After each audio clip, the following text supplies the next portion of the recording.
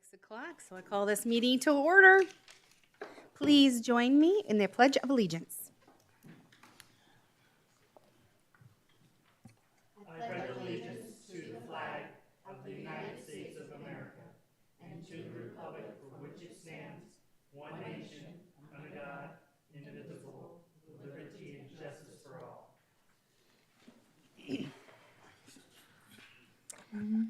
May I have roll call, please? Yes, Judy Borey, Here. Terrell Moore, Here. Frank Shanebeck, Here. D.L. Kine is excused, Cheryl Bigelow, Here. Felicia Madrid, Here. Heather Moeller. Here. Okay, all present. All right, I'm going to call for a motion on the approval of the acceptance of the agenda and meeting minutes. I move that the Parks and Recreation Commission accept the agenda as presented and approve the minutes from the May 1st, 2024 regular meeting. Awesome. May I have a second? And second that. Thank you. Roll call, please. Felicia Madrid, Yes. Judy Borey, Yes. Terrell Moore, Yes. Frank Shanebeck, Yes. D.L. Kine is excused, Cheryl Bigelow, Yes. Heather Moeller. Yes. Okay, that passes. All right. So, does anyone have anything to share in regards to anything that you participated in the month of May? Not in the month of May, but I attended the first toning and stretching water aerobics, I guess you'd call it, and it was a lot of fun Monday night. So if anybody's out there that needs to stretch and tone, it's a great way, and you get to get wet and get cooled off. So it's a lot of fun. I hear that Gloria is a good instructor. Yes, she's an excellent instructor. I went to the multi-gen open house, which was super awesome. I was just like, all right, okay then. Sorry. There were food trucks there and everything. And of course, Larry was the perfect host. Oh, they had cake too. Oh, I missed the cake. Whoa. Yes. Oh, look, both of us are like, what?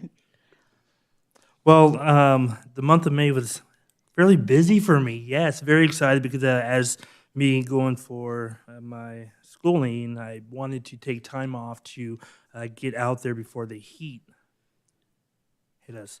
So actually, I hiked Silly Mountain, which was very fun. Yes, first time doing it. Very excited. I was able to look around and kind of just see nature and see all the land that we have here in AJ, or just some of the sceneries. And then I noticed one of the signs. I was like, man, that sign is getting cooked by the sun. So it was one thing I was like, okay, I might be able to bring that up. From there, let me see. I toured the new admin office for over at the MGC. That's nice. Very excited to see the offices and how beautiful they are. To include the one at the inn, very nice with the view that that person has. Very amazing. And then let me see. Of course, I was a part of the panel, the Vinyl Culture Public Art Project. We did our meeting where I don't know if I have time to talk about it later. Can I talk about it now? This is the time on the agenda that you can share reports from other things. So maybe just a quick, where Real you guys quick? are at in it. And we'll Right. definitely add it to an agenda in the future. To kind of go more into it. Okay, so again, we had that on. It was the 20th. It was very nice. There was some amazing people there from Pam from the library and Larry from MGC, and we were able to see some of the artists' work that they've done around Arizona, which is pretty nice. The cool part about that, I think, is that even though we're having some things done over at the MGC, there's also some stuff that's happening over at the library, and then we'll look at the electrical panels that are getting done too. So very excited about that. And I think that's all for May. We'll see what June brings me with the heat. Well, I made it to the open house, and other than that, I've been doing some farming. Ooh,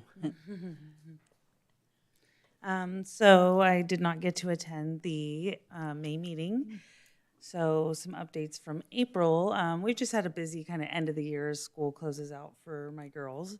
But we did wrap up with Girls on the Run, which I was coaching, and then my daughter was participating, and we got to do the 5K. So that's how the season culminates. And that was really exciting and, just a big event. And then my girls attended the Ladybug release, which they do every year usually. So that was exciting for them. And we plan on getting out to the pool a bunch this summer and doing some 7 days. Yes. 7 days. Doing some lessons. And I still attend the MGC pretty regularly doing fitness. And I did start doing a new class that is definitely challenging on Tuesdays. I'm doing a HIIT class with Sonia, and so that's been a lot of fun. So those are some new things I've been doing. Nice. Oh, I need to add the senior center. Because I'm there every Monday. And that counts because we have the best senior center. Agreed. I did go to the MGC open house. However, I did not see cake. I didn't realize. But I was super excited to go off on the fitness deck, and it looked like it had like balloons, so it looks like a backdrop. And it was beautiful. I took pictures. It was beautiful. We sat down on the chairs. That was the first time I got to play. I was like, didn't do a cartwheel though. Didn't risk it. I attended my first Mother's Day tea, and I loved it. So I did that too. that was wonderful. I was excited about that. So thank you, Jamie, for sharing your mom and her roommate. I appreciate that. And then I did go to the downtown master plan, but I don't think it was at the MGC, but I don't think, was it? Okay, all right. I was so excited that there was a You lot of guys people. were all invited to give your input, and I was very happy to see how many of you showed up for that. That was Yes, awesome. yes. Thank you all for supporting and giving your input on what's going on down there. So not one of our things, but definitely a city thing that you can report on. All right. So now we're going to ask Superintendent of Parks, Dave Butler, for his report.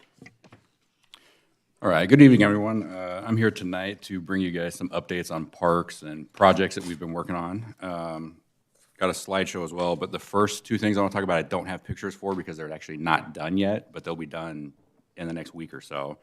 One of the biggest ones is the flooring in the MGC. So that starts, demo starts June 11th after they finish lunch service, and then the center will be completely closed through the 17th. They open back up on the 17th for the north half of the facility, so the gym, the basketball court, and all that, and then we're fully open back on the 20th. So we're real excited about getting new flooring in there. It's been a long time coming. The other big one at the MGC is that we're also replacing the dishwasher and steamer in the kitchen that have been there since we opened 20 years ago now. Ooh. So that's actually really nice as well. Up at Prospector Park, tomorrow they're going to start digging, and then Thursday they're delivering a new vault-style restroom for Phase 2 by the volleyball courts. So we hope to have that done this week. And again, it's just a reminder, it's a primitive-style restroom, similar to what we have at Silly Mountain.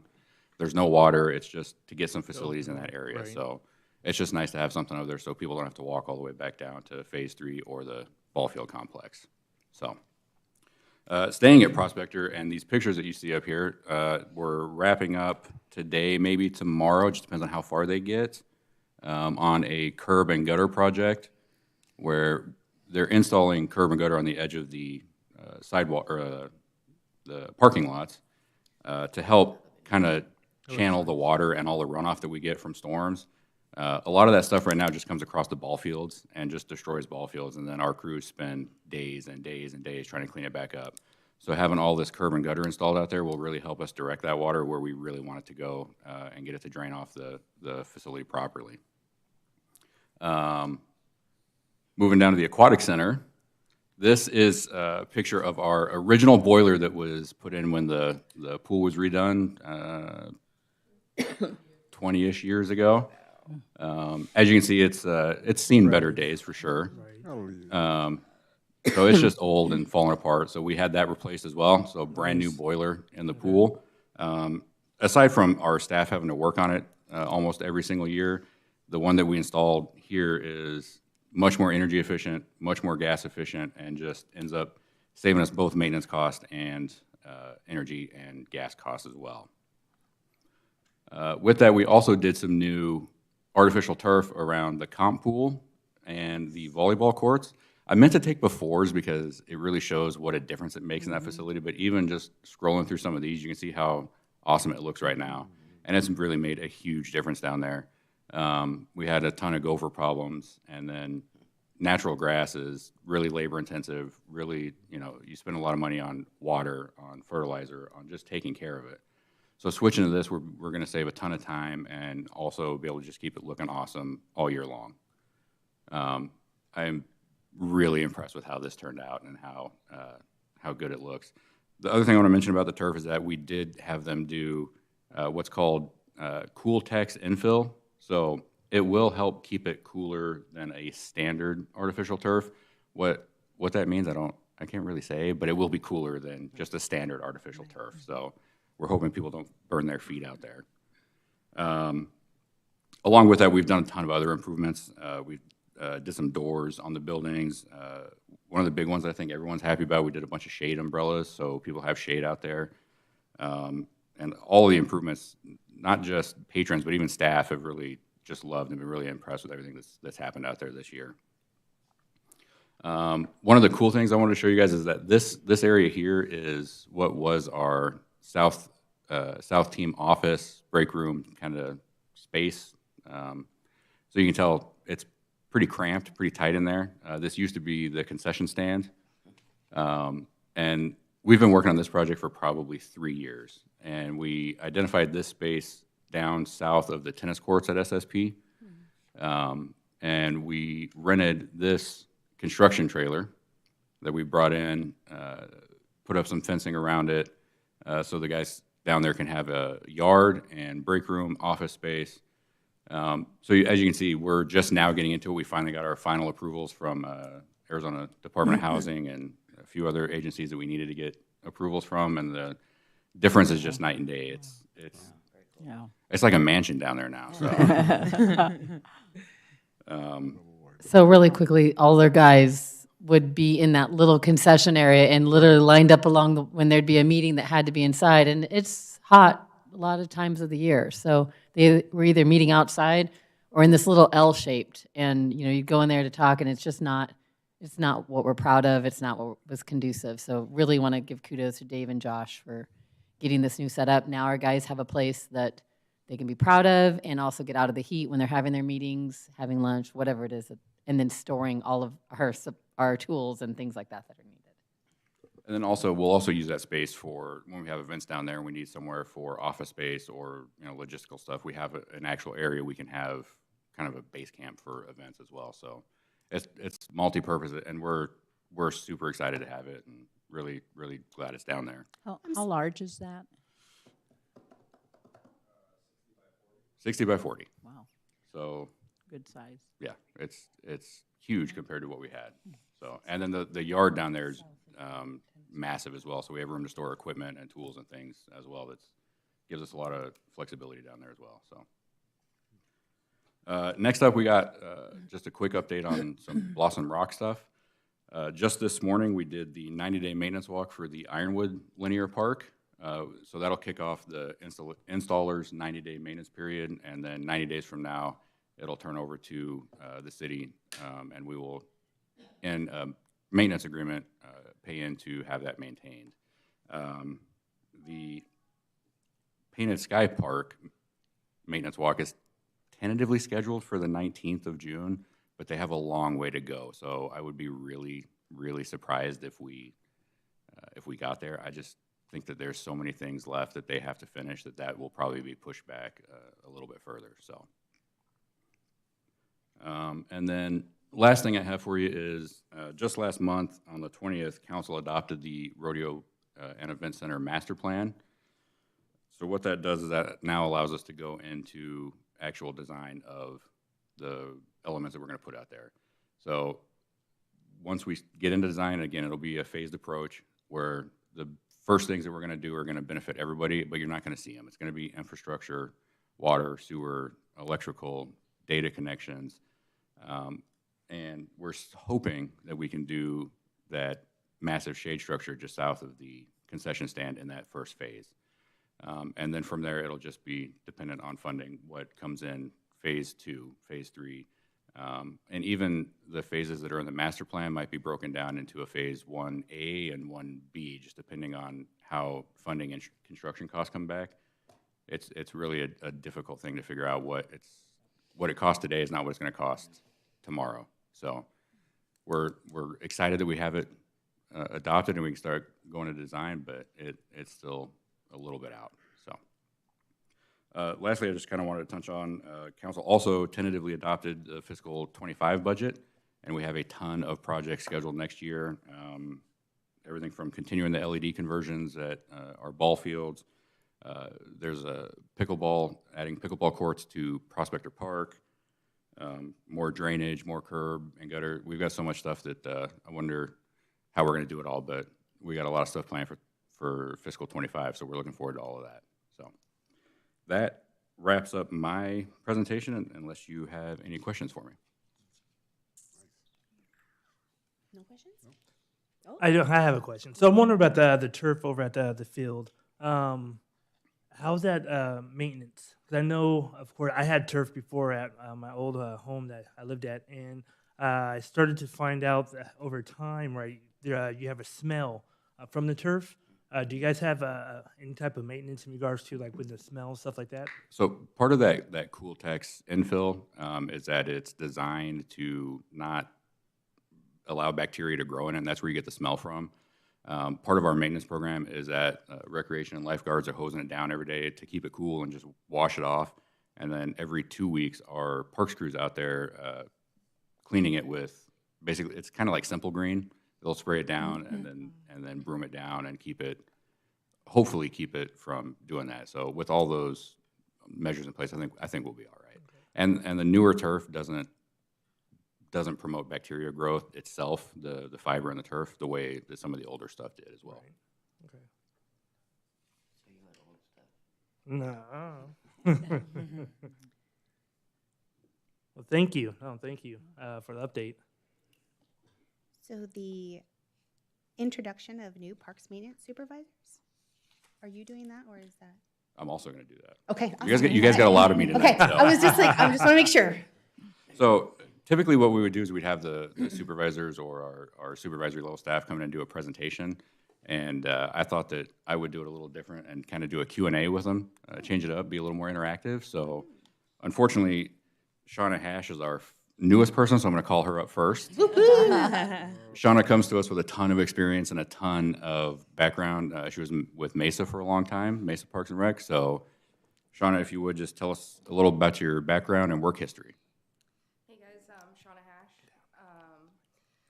I first started my work history with Grid Bike Share. I was the regional operations manager. So I did a lot of building and facility maintenance during that time. And then I spent 6 years with the city of Mesa. During that, I was the lead parks maintenance worker. I got my CPSI, which is Certified Playground Safety Inspector. I got my irrigation certified irrigator from the Irrigation Association, and I'm working on my certified arborist as well. So I'm working on a lot of certifications. I got a lot of experience during my time at Mesa. Worked on a lot of mainline repairs, a lot of 4-inch breaks, a lot of things like that, a lot of things that we see at Prospector. So I'm pretty well prepared for a lot of the things at Prospector, and then excited to take over the MGC and work with Larry. So excited about everything going on the north side. What was it that made you choose AJ Parks and Rec? I chose AJ Parks and Rec because I was looking for a city to grow with. I'm still pretty young in my career, so I was looking for a city that I could grow with and that could grow with me, and a city where I didn't feel like just a number, and I knew that AJ was that city, so. And Shawna's only been with us 2 months, so I know you haven't had a chance to work any of our events yet, but which one would you say you're most looking forward to? So it's a tie between 4th of July and Halloween, because those are my two favorite holidays. So I am looking forward to both of those events very much. Jamie loved hearing that, by the way. So, and then what project, improvement, maintenance item next fiscal year are you most looking forward to? I'm most looking forward to the pickleball courts. That's going to be exciting. We're looking at getting a lot more pickleball courts out there. And the pickleball courts are full almost every day. So getting more pickleball courts out there, getting more people in the parks is just really encouraging, something I really look forward to. So I'm looking forward most to the pickleball courts. Does anybody have any questions for Shawna? Do you guys have any questions? No questions, but welcome. Yeah. Welcome aboard. Yeah, and the same concept of with AJ growing, it's very nice to see that people are recognize the growth that's happening and wanting to come over to say, I want to be a part of that. It's awesome. Yeah, you're the kind of people we need to be coming into these jobs. Do you also live in the city? I live right on the border. I live in unincorporated Maricopa County. It's close enough. Will you also be involved in the, any of the park stuff going on down south? I won't be as involved as Josh, but I'll be there to support him and have his back in anything that he needs, anything that the South team needs. We'll be there to help them, but that'll be mostly his area. I'll be involved with the North stuff and the MGC. Welcome. Thank you. Welcome. Thank you. Very good. Thanks, Shawna. So then next up is Josh Vega. Josh has been with us for almost 10 years now. He started in the MGC, but then kind of worked his way up to where he is now. So Josh, why don't you introduce yourself and then tell us a little about your background and history. Well, like you said, I'm Josh Vega. I've been here, October will mark 10 years that I've been with the city. Funny thing with that is, prior to starting with the city, I actually had a hand in this entire complex and the MGC being built. So I was on the private sector side in construction there, where prior to the city, I spent 15 years. In that 15 years, I covered just about every trade that was out there, trying to get myself acquainted with just about everything. So I'm a jack of all trades, master of none, but it comes in handy. I know enough to be dangerous. So I like to think that I brought a lot of that knowledge with me. It was nice when I was stationed in the MGC. I knew a lot of the ins and outs of where it started before when it was just a shell. And then same thing with City Hall here and stuff. So I just brought that to the table and trying to expand as I go. Nice. So What made you choose AJ Parks and Rec? Other than me. Oh, yeah. Well, besides you, Dave, I did live here in the city for 14 years. I now live in Mesa, but I was just across the street from the pool, which is one of my facilities there with the skate park and stuff. And I loved it. It was just one of those, it was close to home. I went to the parks. I then had my kids, took them to the parks, had their birthdays there and stuff like that. Utilized the skate park in my younger days before I was afraid of breaking a bone. So like, and the pool. I mean, I remember the pool back when it had the high dive. So I grew up with this place throughout my entire childhood. And even though I'm not living here now, I'm literally a 5-minute drive away. So it's just nice, kind of like what Shawna touched on, just seeing this place grow. I know what it was and where it's gone even in the 10 years I've been here with the city. So what is your favorite event or program that we offer and why? Mine would go between either Halloween event or holiday event. Especially holiday event last year was really cool. As I'm sure everyone knows, we upgraded the tree. So seeing everybody's reaction to what that tree can do and what we'll continue to have it grow to do was pretty special. My own family was out there as well enjoying it, and they couldn't believe what we did as a city and what we put on. That whole parade, everything else, like the interaction with the kids, the size of the event. Same thing with Halloween event, especially now moving it down to Superstition Shadows. Mm-hmm. Just seeing how big of an event it is and how much people enjoy it is what I love. And then the Halloween side, you gotta love the costumes, and I think we've done pretty decent with some of the props that we've been providing to the event as well. Mm-hmm. And then what maintenance item or project or improvement have you been part of in your career that you're most proud of and why?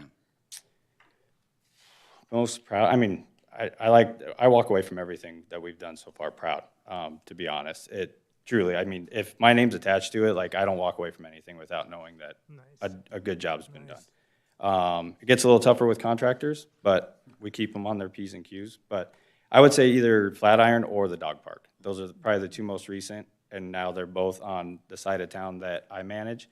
So with knowing that, they both have equal problems that are on different sides of the spectrum, but keeps me on my toes, like learning to deal with what we deal with keeping the grass decent so the dogs have a decent place to play and everything else, and then having the events that we have at Flatiron and stuff and being able to keep that where it's kind of a center point of everything where people like to go. Very good.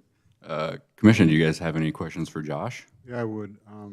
Flatiron, the situation with the splash pad. Yes, A sir. lot of people are avoiding it. You see a lot of negative comments on social media about who's using it, who's there, who's dissuading people from using it. Do you have any ideas of how we can make that place more friendly to everybody who wants to come there? We're currently in talks of trying to find out the best solution for that. It being shut down here recently, we've been waiting on a part. Our main CPU on the entire thing went down, and it's pulling teeth. There's one company we can deal with, and they're the only ones we can deal with. So we're kind of at their mercy. Outside of that, we're looking at ways of being able to have like an outside way of like mobily being able to turn it on and off with having a verification with us having the cameras at the facility to then know who it is that's using it, that it is a family that we're trying to have use it and not someone else trying to take a bath in it. It's nice to see that. It hasn't been a perfect situation. We haven't came up with a perfect solution, but we're working on the best thing that we can right now. And it looks like we're making pretty good headway. So as soon as we get the part and we get it up and running, looks like we'll hit the ground running as well. Nice. Good, Nice. good. Thank you. Anything else? I didn't get to mention earlier that I did get to visit the dog park. We don't have a dog, but we got to dog sit twice. So, and we really enjoyed it, and so did our little pet friend, Honey. We got to take her twice, and it just looks really great. And it seems like the community is really enjoying it. And so, yeah. And we love the art that was placed out there too. Oh, which- thank you. Yeah. Yeah, the art turned out awesome. It It's did. a nice touch. It adds something that you don't see really anywhere else. Everywhere kind of has something that sets them apart, and I think having those out front really set that one aside. Yeah, I like that there is the area that you can rent for, private use too. Yes. I didn't realize that was a part of the park, so it was really nice getting to see that. Yeah. Very good. Anyone else? Looks like we're good. All right. Good. Thank Thank you. you so Josh. much. Perfect. Thank you. Thank you. I just wanted to add to that, we're so thrilled with our team. We are growing as a department and just really having, Josh has been with us for a long time and he's been a major contributor to our department moving forward. So it's great seeing him being able to move up into some of these positions, but just having two really fantastic folks. They're fitting in great in their new role and, so responsive to all the staff. So just want to thank them here in front of you guys for all the work that they're doing and that they're learning and, bringing new ideas. Dave moving into the park superintendent role, came down from from that position, and it's just nice being able to have such a great team that works well together and is so responsive to the community. Nice. Second that. All right. Next, we are going to hear from Superintendent of Recreation, Jamie Sullivan. Well, I clocked parks at 23 minutes, so I'm going to try my best to match that. My one is very important. So, good evening, Parks and Rec Commission. I am going to start this meeting off with, I like to give you guys little mementos to start off your month, celebrate what we have going on, use it as marketing. I don't know what happens to them. I don't know what you guys do with them, re-gift them or whatnot, but I got an exciting email to share that in April, I gave you guys some seedlings Look at and that. somebody actually grew them into Wow. sunflowers. So I have been trying to get, so the large one are the ones that have big blooms on them are dwarf sunflowers, and I have tried for 5 years to grow those, and I don't have any luck. So Frank, I need to know what your go. magic The touch farmer. is. It was just, So thank you for that. It is much appreciated. So let's see if we can get this slideshow started. I'll take the propagation if I ever. I'll try to keep things alive. class for us, Frank. Yeah. I just said it was the seeds we got. That's all. It was the right seeds. I will tell you, those plants that we got from the Focal Point are hardy because I took some and I planted them and I was excited, and then I'm assuming squirrels, I don't know, they were devastated. But now they're coming back. I was like, I'll just water them, and they're coming back. So I was like, woohoo! We'll see. So there's nothing to plant in your current boxes, but we are going to celebrate Flag Day in June. So, and obviously 4th of July, which we won't be meeting in July. So you guys are well stocked and prepared to celebrate. So in May, we celebrated National Kids to Park Day on May 18th with various crafts and games. We partnered with the library to have Story Night Walk, and we had hoped to have a movie, but it was just too windy, which we're learning that that's usually the case at Prospector Park. We had good attendance, about 125, and we had an up theme, so it was super cute. I wish I would have gotten some pictures of our staff, but we started with summer camps. They moved from the Multi-Gen Center down to Four Peaks. So the campers now have their own space, and it frees up rooms at the Multi-Gen Center for other programming and reservations. And they also get free breakfast and free lunch through the school system down at Four Peaks. So it is a pretty small space down there. It's not as big as the Multi-Gen Center, but they all get to be together, and it has a little bit more close feel to it. In May and June, we are offering 7 different sports camps with almost 200 participants across those 7 sports camps. And again, we partner with the schools, and they mostly offer that through their sports programs, and those proceeds get to go back to the school to help in those sports programs, so it's a great partnership. In May, our Youth Advisory Council went to Casa Grande for a youth summit and participated in that. We did have a sold-out Mother's Day tea party. I don't know how many years running it has been sold out, but I did get to participate this year with my family and my friends, and it's a great experience. I think at one point there was 4 generations at a table, and that was super cool to see.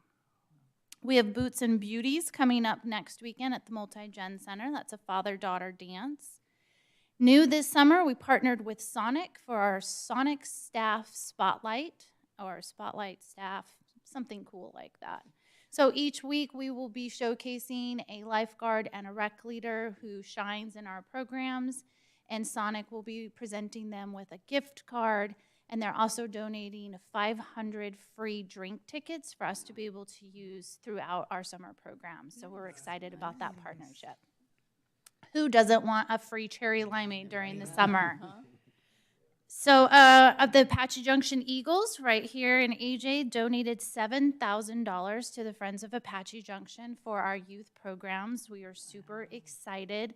These are funds that go and are hosted through Friends of AJ.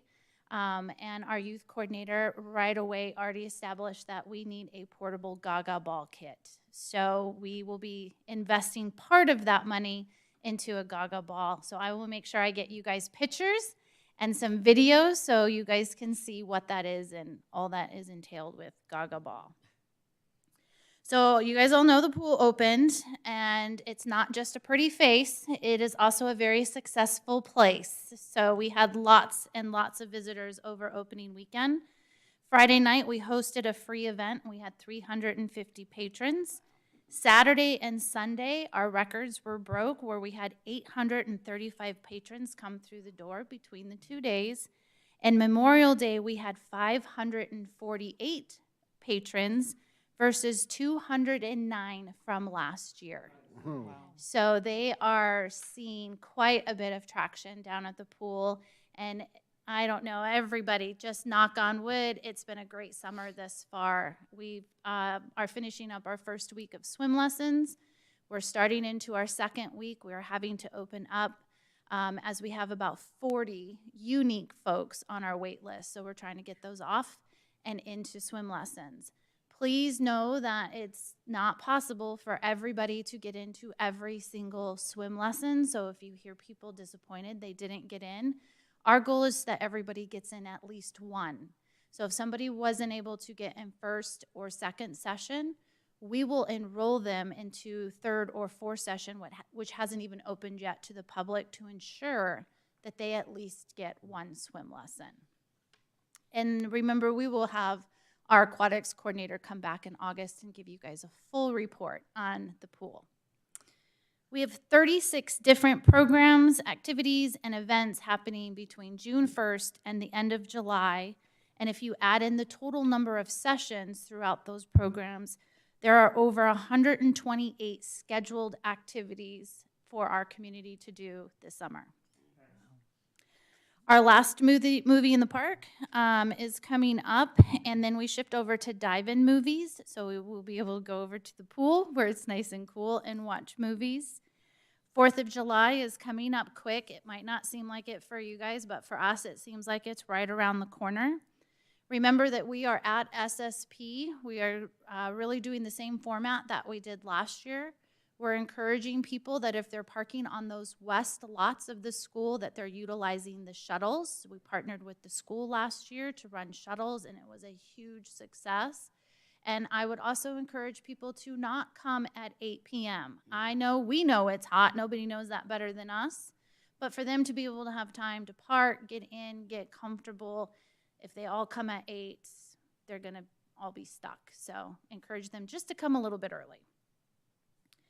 So with that, that concludes my report. Oh, it doesn't. Wait, there's more. 13 minutes more. No, I'm just joking. June 1st, we started taking online reservations for that dog park area. So if you or somebody in the public wanted to reserve that space, they can do it online, as well as our sports courts. So pickleball courts, people can just go online. They can reserve a court. It is a tentative reservation. We check it, we make sure it's good, and then they can do everything online without even having to come into the facility. We started, like I said, June 1st, so we'll see how it goes, and I'll report back in August, maybe what those numbers look like. But dog park, I don't expect to see those numbers go up until probably fall. So, but we are excited for that. So that officially concludes my report. If you guys have any questions. Questions? 10 minutes. I was going to say, we still got time. No? All right. Well, thank you. Appreciate that. A lot of great events planned, Jamie. Thank you. All right. Looks like we have some old business, and Liz Langenbach will do some presentation here.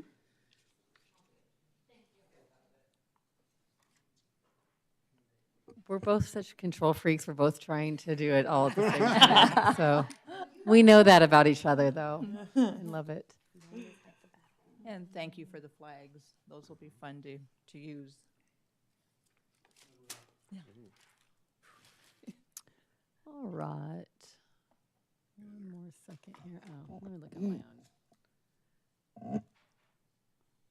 All right. So today, one of the items on our agenda is just to bring back to you guys. We've been giving lots of updates on Blossom Rock and then Painted Sky Park there.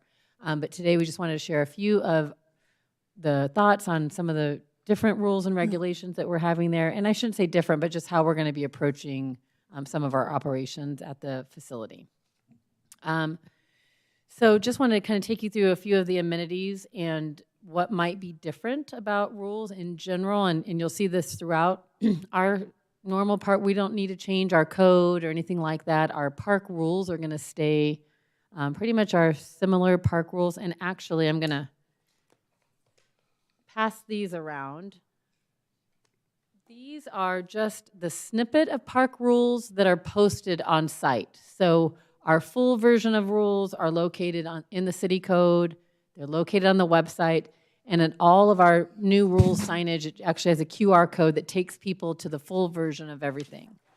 We typically try to post on site the things that either park rangers or park maintenance or any of us feel like are the things that we want to make sure people are really thinking of, or that whenever somebody's doing something wrong, we can point to it and say, hey, it even says it right here. You don't have to know, and you don't have to go look online.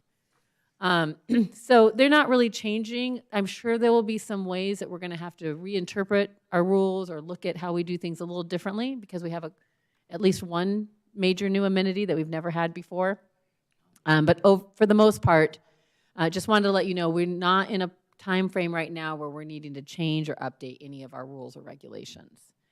So at the lake in particular, on technically the west side of Painted Sky Park is the lake, walking paths, ramadas, and then that great playground Again, it'll follow the same rules as other parks. We will have fish. We have been notified that it can be a catch and release lake. As I told you before, the next one that's truly fishing and harvesting fish is going to be the Central District Park Lake. So we will have some signage there letting folks know what they can and can't do. But really, there's not a lot of other extra stuff there. We are not adding additional signage or additional rules until we learn that there's something that we really are concerned about. I know folks are worried about the fact that it's an edge and somebody could go to it and they could fall in. And I'm sure at some point we will have, you couldn't put a sign in enough places to let people know, hey, watch your kid around water or some of those things. So we will certainly think about where that might be most desirable. But for the most part, this is how the small pond lakes are throughout the city. They do not typically have signage or warning symbols. Folks just need to watch around those areas. In some of the areas where you're up high and you could fall in and it could be dangerous, those do have railings and some other precautions. All the amenities at this side of the park, nothing there is reservable. So we have met with Cohere, the property management company, Riley King, our management analyst, and then Jamie and Dave and Kelly, our park ranger supervisor. We've all sat down and kind of assessed all the spaces, and there's really not good ramadas that are big enough for renting for a birthday party or renting for something else. And so right now, in this beginning stage, we are not going to have anything that's reservable. It will all be first come, first serve, and within that year, we'll see how people are using it, and if there are things that we want to reserve, we'll certainly consider that later on. On the east side, the main amenity there is the dog park. So as we've shared before, there are 3 fenced areas, and they're just like what we have at Dutchman Dog Park as far as there's an active area, a passive area, and then the middle section is reservable. We have found that has been a really desired feature. We have almost every single day of the week there's reservations, if not 2 reservations. And so it's been a really great addition. The rules there are similar. They're exactly the same as they are at Dutchman Dog Park. We think it's important to make sure that people know the same rules are in effect in both locations. I'll bring it up here at the end in case you have any specific questions, but this is the only park amenity that will have its own set of specialty rules, and they're the same as the ones at Dutchman. Riley is fine-tuning. We will have one website. So we currently have a Dutchman Dog Park website. It will become just the dog park webpage. And so that way both sites will go to it. It will show the rules. It'll show a little bit about what is offered at them, but that everything there is treated really similarly.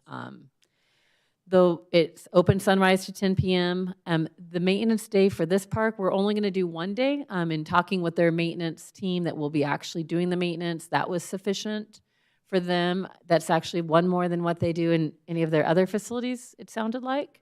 So we just really felt like making sure that it's on a day that is opposite from Dutchman Dog Park. So that way in our community, there's always a dog park that's open. If one of them is closed for maintenance, the other one for the regularly scheduled maintenance is always available. We're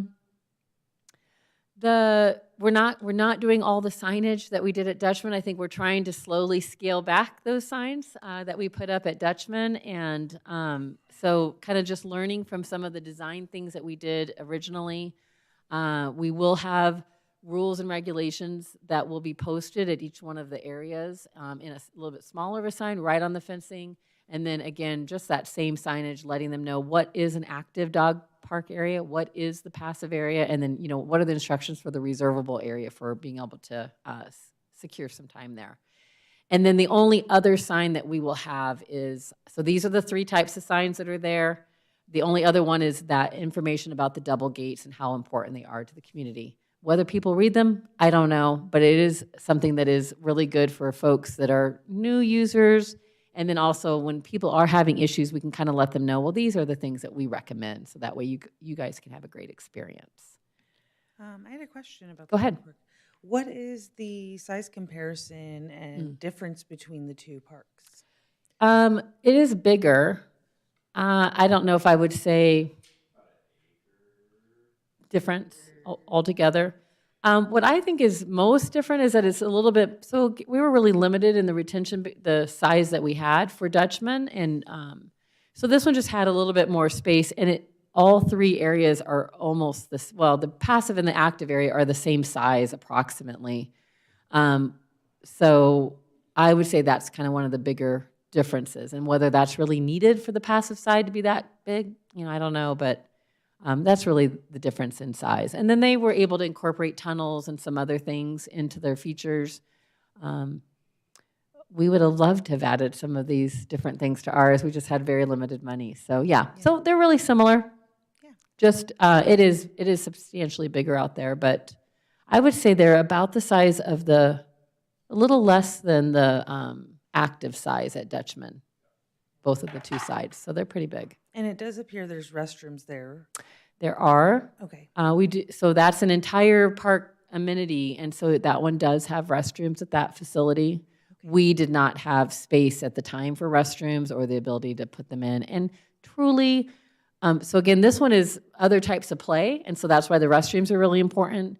At the dog park, I'm not saying that somebody's kids, wouldn't need to use a restroom or whatever, but for the most part, the majority of the dog park owners, that was not their number one amenity that they asked for when we talked about prioritizing what they wanted, mainly because what do they do with their dog when they're going, bring it in with them? Some people do, and some have to tie it up someplace else. So yeah, there's just a lot of options. It wasn't their number one amenity. Thank you. Let's see. And then continuing with Painted Sky Park East. So in addition to the dog park is that small space that has some games. Again, none of that's going to be reservable. It's really just first come, first serve. We really don't want to take that away. I kind of down here in this bottom corner, that's where there's a small pergola ramada type of thing going in. They did some different things for the grand opening, but we do know that that's going in right now, and so there'll be a little bit more shade in that area as well. In the linear parks, so again, just as a reminder, it's that along Ironwood, and then along Blossom Rock are linear parks, and those are mostly made up of paths and trails, except for this, along Blossom Rock, there will be amenities. So this particular part of the linear park on Blossom Rock Trail has a small playground, a wide open grassy space that will be used. It's an outdoor classroom, and then the basketball court. It is designed the way it is because it's adjacent to where the school would be. And so as we shared at the last meeting, Great Hearts School is what will be there eventually in the 26-27 school year. And so we will have shared usage with them. They will have usage of it during the day, during their school day, and then it'll be ours to program if we want to, or just for open use in the evenings and weekends. So again, this area will not be reservable at this time. It is technically reserved to the school during their day, but we won't be doing anything other than our own events and partnered types of events in the beginning. So really just quickly in summary, all the areas except the dog park are non-reservable at this time. And that excludes events and city activities. Obviously, we'd have signage that the space is being reserved. We have limited the signage that's around, so just our normal park rules, and then we are going to be adding warning signage or other signage that we need as we find the need arise. We really don't want to have signs everywhere. We really want to make sure that they're focused. It's a really big space, and we really want to kind of focus on where it's needed the most. There is currently all the regulatory signage is up. So Lake, I wanted just to mention this to you in case you hear it or if you see it when you're out there. So there's purple signage all over in some of the grassy areas, some of the irrigated areas, letting folks know that it's reclaimed water. It's not for drinking. It's not, so don't run through the sprinklers and drink it.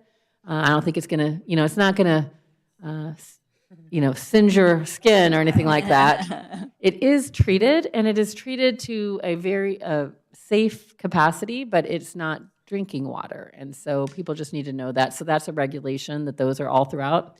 You will see purple boxes Everything there is labeled purple, and that lets you know that that's purple pipe. So that is reclaimed water being used instead of potable water in our irrigation system.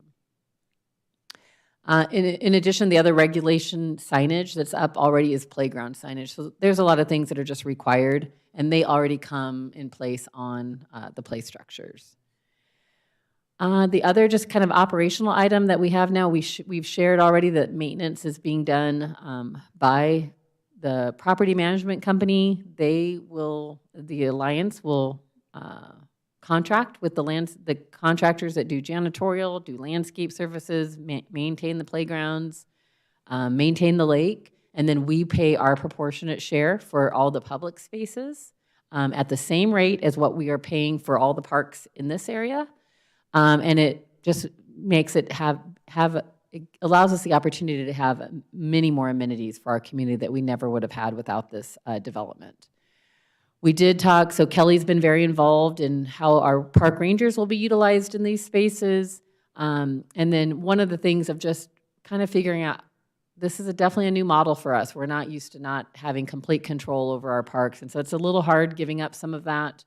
But we have talked a little bit about, how the team will work together. So the contract and maintenance teams will be responsible for opening up gates and facilities, just like our maintenance team is for many of our parks during our regular work days. And then rangers will be responsible for locking up at night. If there are times when those people aren't available, then the facilities would get opened up by our park rangers. There are very few places that actually have to be opened. The dog park and then the restrooms are really it. Again, we are limiting the amount of gates on parking lots, those kinds of things. It's in a neighborhood. It's part of a resident area. If we find that we need to do something different, we will do those, later on as we determine usage. The other thing that I just wanted to show really quickly before we move on is, in case you did have questions about the dog park. So like I said, there are no changes. You already approved the dog park rules that we have at Dutchman Dog Park. I did not bring you a copy of that today, but it is on our website and you can look that up. But again, we'll be enforcing a lot of those same rules. I'm sure we will learn that in a resident area that, things are going to be a little different and users might be a little bit different in how they do things. And so we'll learn as we go. I know we met with our park rangers today again. We have a quarterly meeting. They have a lot of questions and a lot of, how is this going to work? How is that going to work? And really, we'll just work on those things as a team and solve problems as they arise. Do you have any questions or any kinds of thoughts on what I've shared with you of how we might be operating this one a little bit differently? I do have a question. I know you were talking about the website and how we're going to try to bring two into one. Now, on that one, would there be a place for comments as customers may have concerns or want to address some certain things? Where would that be a good place to have it on? So currently, the city has a request tracker, is that what it's called? And that's visible everywhere on the website, in addition to a chat bot. So if people have questions or things, they can type those right in and find answers. If they have a concern or a comment that they want to make, there is a location and they can select whether it's a facility concern or a program concern, and they can submit that immediately. So we get a lot of our comments right from that. So maybe having a link right to that on the dog park page is possible. So I think one of the things that Josh and Dave and Kelly worked on for this summer is we had a comment about summertime hours. It's hard. The most ideal time is early in the morning when it's nice and cool, but those 2 days that we have a maintenance day, that's when we're closed. And so the team worked together to come up with a solution.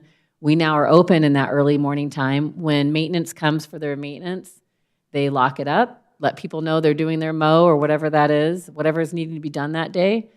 We have a posted time range that happens, but then maintenance opens it back up when they're done. And so we've made that accommodation based on comment that we received on the website of, this would be more convenient to do. So that's kind of the way that we handle it. We get a lot of our comments from Facebook and social media, but we can make that a little bit more accessible.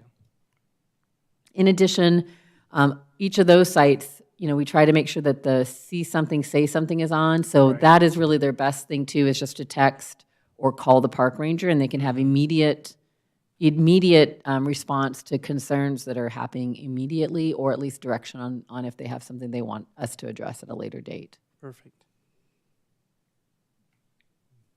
All right, looks like that's it. Good, thank you. Thank you. All right, we got some new business with Larry Binion.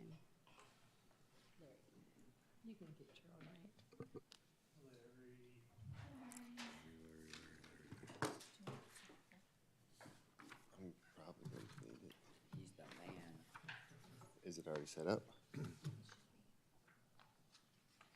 That one? Nope, those ain't me. Not me.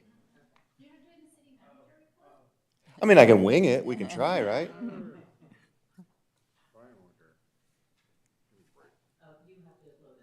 I have to do it. Okay, so this is where I remember it being.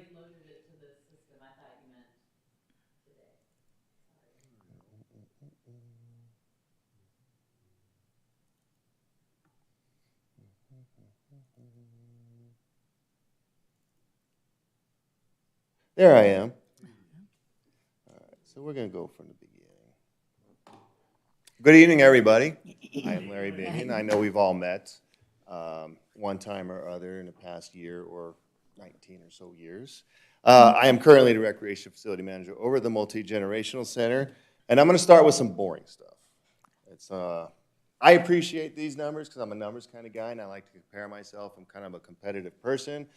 But a lot of these numbers are top of our many, many year history. So we're really proud of being able to bring back even better since COVID happened. This past calendar year, we've topped ourselves in revenue, and we only hit number 4 in visits, but we're working on that.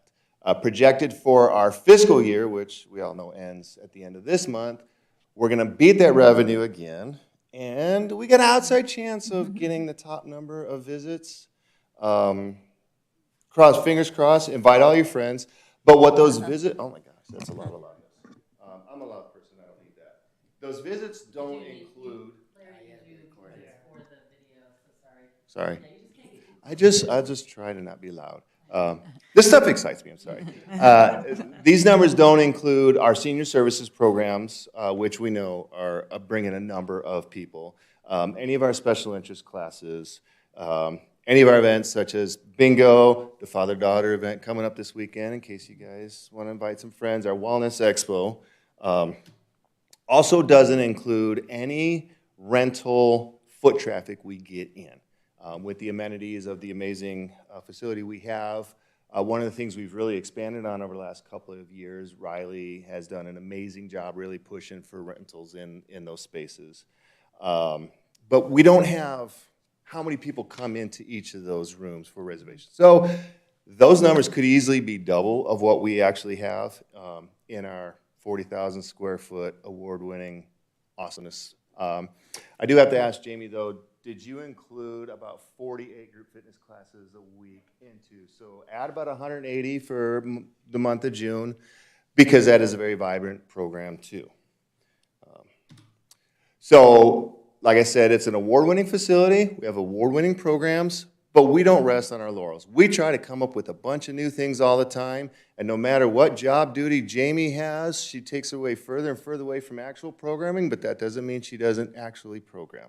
We get ideas from her all the time on such amazing things to add and build.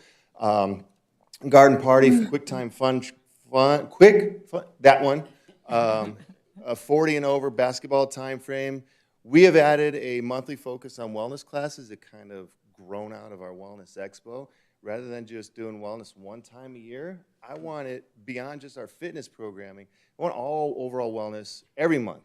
Constantly. People thinking, what should we do wellness-wise? I know we're going to holler at the MGC and see what they've got going on. So that's one of the things I really wanted to build on. With that great FYI, that was also Jamie's brainchild. Because we have 40,000 square foot of office awesomeness, it's often not enough. So speaking of brainchilds of Jamie, I think it was said in jest in a meeting, pre-production, pre-construction planning of what should we do with this facility since we cannot put HVAC units on it. And she said, what if we added a fitness deck? What if we added a party deck or something? And we all just kind of thought, what? And then so they came back with an artist rendering of the facility and said, we can do it. We're like, oh my gosh, this is amazing. And I think she actually, Heather, did do cartwheels. So you would be proud of her. She's really, really excited about it. And yeah, it's amazing. We've had group fitness classes. We've had people just in their exercise routine go out there and do some stretching, body weight exercises. These are pictures from the solar eclipse event that was very, very popular. It's going to be open for reservations. Heather, you had mentioned the setup up there. We didn't even think about it, but someone saw it and said, hey, this will be a great place for a wedding because of the view, spectacular. And we said, yes, we will do that. So the fitness deck out there is going to be an awesome addition. So Dave had mentioned he didn't bring any pictures of the flooring. I have no doubt come August when it's done, he's going to show you how really cool it's going to look. But this is just kind of the rendition of where we're going to be replacing the flooring and the color pattern that it's going to look like. And Dave did mention that, yes, we are super excited about the flooring coming in. It's going to be an awesome upgrade, especially as the niceness it's going to add to our multi-purpose room. The seniors are going to love it. The Mother's Day Tea program in there is going to love it. It's going to just really elevate an already award-winning facility to an even higher standard. Now, as I mentioned, we have 40,000 square feet. It's not enough. We have one sport court. It's not enough. Some of the challenges that we're coming into is so many different activities want that space. So we're trying to find ways to share between our pickleball groups, basketball, volleyball. We have group fitness in there. Or if we just want open play, parents and kids want to come in and run around. So trying to get everybody to understand a multi-generational center encompasses many different user groups throughout the community and not just one getting to maximize it. So currently that's one of the things we're trying to work through is help everybody to understand what it is our programming needs and balance is versus here's a court, go run, go play, go have whatever you want in there. It can be a challenge. Heather, you might not want to see this next slide because next year the MGC will turn 20. 20. And Heather and I were there at the beginning with Jamie and Liz as well. We're really excited. We're really happy that it's going to be 20 years, and we get a lot of people that come in and say there's no way this building is 20 years. And that's a testament to everybody that's worked there from the beginning on through now to take care of the equipment, to take care of the facility, and make it as clean on a daily basis. I tell my closing staff that every morning is a grand opening. So set it up and clean it up as best you can for the next morning's grand opening. And I know, Felicia, we've had some conversations upstairs, and you had mentioned how clean and awesome it is. And so, yeah, we love the place. We take care of it like it's our own. I kind of see it as, you know, when mom comes home and says, we have to clean because grandma's coming over. We have guests come into our house every single day, so we want to clean it so that everybody's excited to come in and see how awesome it is. So that is what I have as far as my presentation. Do you guys have any questions for me? Sundays. So Sundays, that's probably not a bad idea. Thank you, Frank. I should have remembered that, but that's okay. Nice setup. We're going to look at doing a survey coming up in the fall when we get some more people back. One of the questions is actually, if we were to expand Sundays, would you come?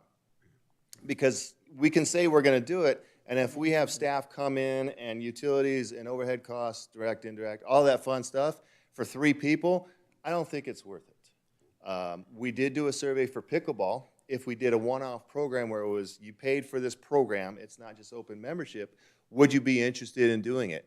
And 3 of the 19 respondents actually said they would.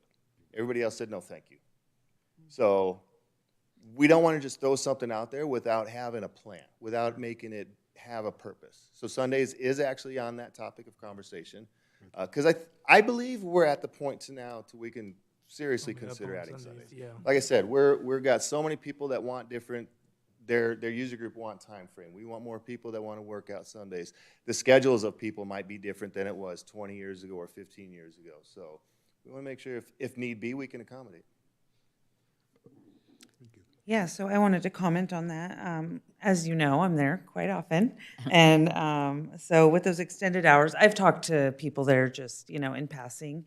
And something that I've heard from the community is maybe doing a little bit of a swap on some hours. So maybe running those Saturday hours on Sunday and maybe on Saturday opening a little later.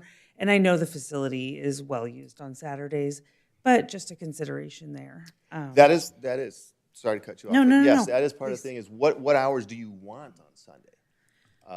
And can we add more on Saturday, but not so much on Sunday? Because I know other facilities, that's what their Saturday, Sunday timeframe look like. Yeah, I think So- those would be great questions for the survey. Yep. So that everybody does get to weigh in and say, like, these are the times that I think I'd use it.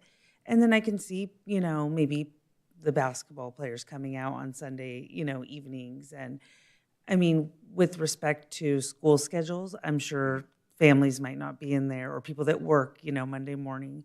So just a consideration for maybe opening a little later. So also to maintain the quality of life for the staff of not having to get up early on a Sunday and be there to open, maybe just a little later. So I did have a couple other things. Fair enough. Okay. How is the foot traffic for larger events on the fitness deck being handled? I did not get to attend the party that was out there, so the eclipse. Well, outside of that one event, we haven't really had any yet. Okay. So could you expand on your question? Are you talking about how So, many like- people? Are we going to regulate? Just a consideration for like if there was a wedding or because it is a beautiful space. Like, I don't think there's a better view of the mountain in our facility. So I love it. I just go out there just for the view and just to take a, breath of fresh air. I do. I love it. And I've heard great feedback on that deck. But I'm just thinking if there were a wedding and then the only access point is coming up those stairs or the elevator and through the fitness area and then around the track because there's no access point as of yet from the outside, then how would that be handled? Or it's just something to consider. Well, I know we have a capacity limit. Okay. But we don't have any other access point. So it would be taking them through, because if they see the pictures and they say, this is great, I want my wedding here, it's like, well, then come on and let's do a site visit. We'll walk you through. Here is the only access to this area. If you're okay with that, then we're okay with that. Yeah. Unless we get a crane or an elevator for them externally. That is what it is. And Yeah. To your point, the view is so spectacular. I think it would absolutely override a concern of having to come through the fitness area and access it that way. And if I could just add, so our capacity is technically 55 people because of the type of facility that it was. It could actually sustain 300 people could be on there as far as what that can bear. But because of the access, because of not having another outdoor exit, we are limited. On a case-by-case, working with the fire department and working with others, we can look at some modifications, but for a wedding, it would be limited to the 55 people. And again, that's not the number one use for it. So those are just some extra things that we can do that we're excited about. So there are limitations. Okay. And I will just tell you, there's no future to make stairs for outside or is just not, it's not worth the amount of money that would be, unfortunately. Trouble it might invite. Yeah, we just have so many other needs in our facilities and our parks. Yeah. And I will tell you, for the price of what somebody would pay to rent that space to host their wedding, they would be okay of walking across the track to get there. So Yeah. I think we have our pluses, and it's no different now when somebody rents out room 114, knowing that we have a basketball league going on at the same time. We just make sure that those folks are very aware it's a community center, and these are the types of activities that could be happening. So. Okay, and is it only available to rent during the hours of the MGC's open? But because we close at 3 on Saturday, so is there a possibility of people renting it when the facility is In our current closed? fee structure, we have after-hours rental fees. Great, okay. So, yeah, Great. for Okay. all the spaces. And then one more thing I wanted to address was there's been a lot of updating of equipment going on, and something we also had talked about. I'm glad you noticed. Yes. Oh, yes. I definitely noticed, and it looks great in there. And there's been a lot of feedback with that too. There's still a couple of things that needed to, be updated. So I was wondering, is there like a timeline for aging out certain equipment, or like this has had this long of a life? Are we tracking this to say these have been around this long? It's definitely time. That makes it suitable to use funding for this item. First, for some equipment, there is. For some equipment, it has a shelf life, and we need to move it on, whether it's ready to or not. For cardio equipment, I know we've gone over cardio equipment in the past several times. It's a 3 to 5 year average shelf life, but because the way we maintain, both cycles have been able to hit 8 years. Strength equipment, the machines, there's really no timeline on those as long as they're still functional and safe. So one of the things I do is regularly we will make sure the seats get reupholstered because tears look bad. And the cables just got all replaced. Yes. None of them are bad. I noticed, yes. But I don't want to get a situation where we have a bad cable accident. So some of those things, yes, we make sure that they get rotated out in a proper timeline, and others, it's just we want to make sure they go before it's time for them to go. Yeah, great. I do have a question. Since the multi-purpose room will be getting the floors done, how does that affect the senior center and the food for them? So do you remember during COVID when we did the drive-through deliveries? Or they came in and picked that up? So we still have access to the kitchen, and we're going to be able to go through that way forward. The 3 days during that week, we will be closed. So they will still have lunch service Monday and Tuesday, but then Wednesday, Thursday, Friday, they won't. But then the following Monday, we're back open. And so they will be able to we will have to drive through the Monday, Tuesday, Wednesday as well, because that end of the building will still be under repair.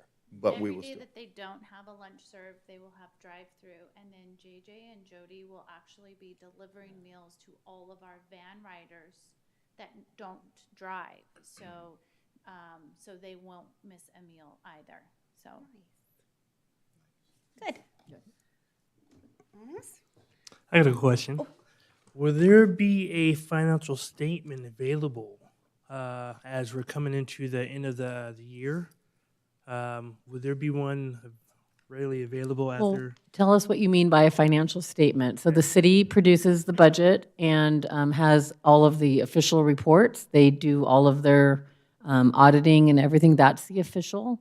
If you're asking us to put together something special for you guys that shows our revenues and our expenditures, we can do that if we know what it is that you're looking for, Nothing particularly. For the specific. multi-gen center, is that what you're saying? Yes. Just Yeah, we kind could of- probably have something small that has a summary of some of that stuff. Okay.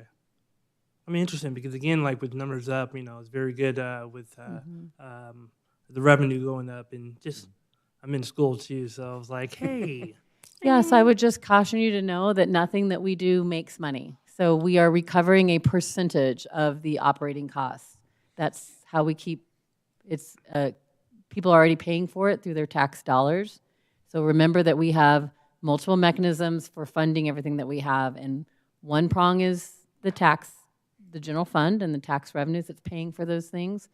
One is fees, and so that's a small percentage. And then another small percentage is grants and sponsorships that we do put in for that. So we can definitely share with you what we are responsible for bringing in and then what our everyday expenses are. And maybe on the annual, so maybe while we're talking about strategic plan, that'd be a good time. We could share it probably in a fiscal year would probably be the best way. So at the next one, we can definitely do that. Okay. All right. Thank you. Good. Thank you so much. Thank you, Larry. And then I'd just like to add, so Larry's been with the center, so he was hired to be the fitness coordinator for the center, so he's been there from day one. Jamie's been there from day one, and Josh has technically been there from day one minus, or whatever you call that, minus getting to day one. So really exciting that we have a great team that's there. And I was just at a facility for a meeting last week, 2 weeks ago, and I won't name what city it was, but their facility has only been open since COVID, and it doesn't look it's not nearly as well kept maintenance-wise, so kudos to Shawna and her team, Josh before that, Dave, and then Larry and all the staff that are there every day doing stuff. Our facility looks almost new in a lot of regards, and I think that's just because of the time. Many of you have shared, Frank has shared when he felt that equipment needed to be looked at or whatever, Felicia. So we welcome that from you guys. And just know that cost ability and time ability, and those are the things that we will address those as soon as we can. So I'm really proud of the team that makes sure that this facility is award-winning as it is. Thank you. All right, it looks as though there's no call to the public, so we'll just move right along. All right. Any of the commissioners, do you have any suggestions or recommendations other than what's already been discussed tonight for the future? Yes, I have one. I guess that new hole in the ground that we have in downtown, does Park and Rec have anything to do with that at all? Is that all going to be any of our responsibility? That new holding? No, it's a public works. We might have some few. It is on our list of. It is in your strategic plan, but we can add it to the list if we need to, and I can certainly share with you later. But it is in the strategic plan. It's called Superstition Basin. And then a discussion about how to use the lakes at our new parks. Mm-hmm. What sort of activities can we have at the lakes that we've never had before?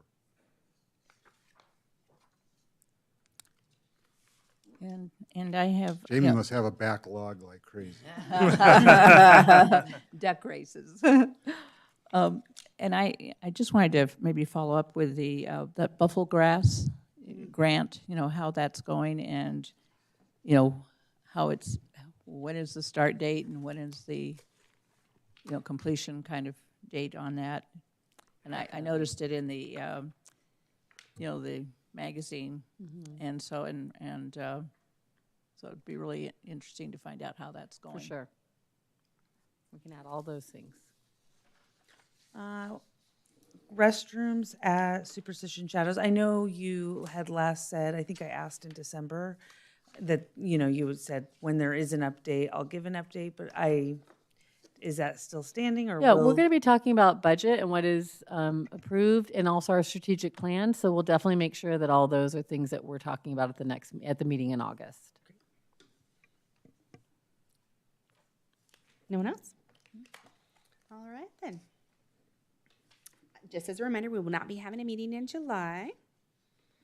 We'll convene in August, and so I'm going to ask for a motion in regards for our future agenda, or, Madam Chair, I move that the Parks and Recreation Commission hold a regular meeting on August 7th, 2024 at 6 p.m. in the City Council chambers located at 300 East Superstition Boulevard. And may I have a second? Second. And may I have roll call, please? Cheryl Bigelow. Yes. Felicia Madrid. Yes. Judy Bory. Yes. Terrell Moore. Yes. Frank Shanebeck. Yes. D.L. Kine is excused. And Heather Moeller. Yes. Okay, that motion passes unanimously. Awesome. All right, then. I'm looking at this clock. Is it really make a big difference? Okay, good. All right. No, it's just like, okay. Then I'm going to go ahead and call this meeting at 7:22.